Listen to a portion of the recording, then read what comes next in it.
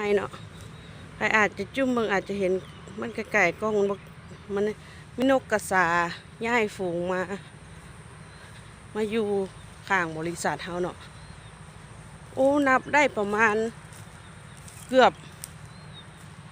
50-60 ตัวพุ่นได้มีแต่ตัวใหญ่ๆเลยนกแบบมาเป็นฝูงเลยอพยพมาเป็นฝูงเลยแต่ว่าเฮาไทยเห็นใกล้บ่ได้แต่ว่าเด็กอยู่เทิงฟ้าก็มีแบบบินอ้อมอยู่ท่านมันมีแต่ตัวนกบ่เนาะแต่ว่าถ้าใกล้ๆมันก็จะแตกเด้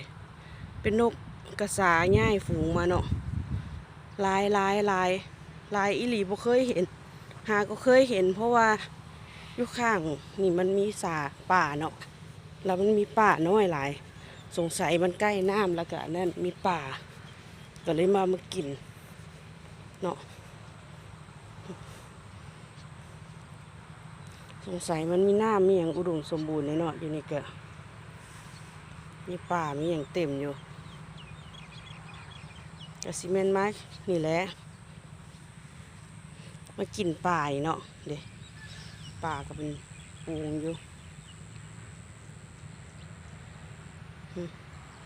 ป่ากระไล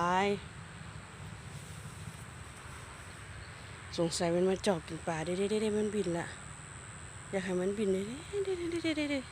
ได้มันบินแล้วป้าคุณน่ะเด้เห็นวะเป็นฟูงเลยค่ะมีใครมีกล้องงามๆหันมาถ่ายเอาเด้อ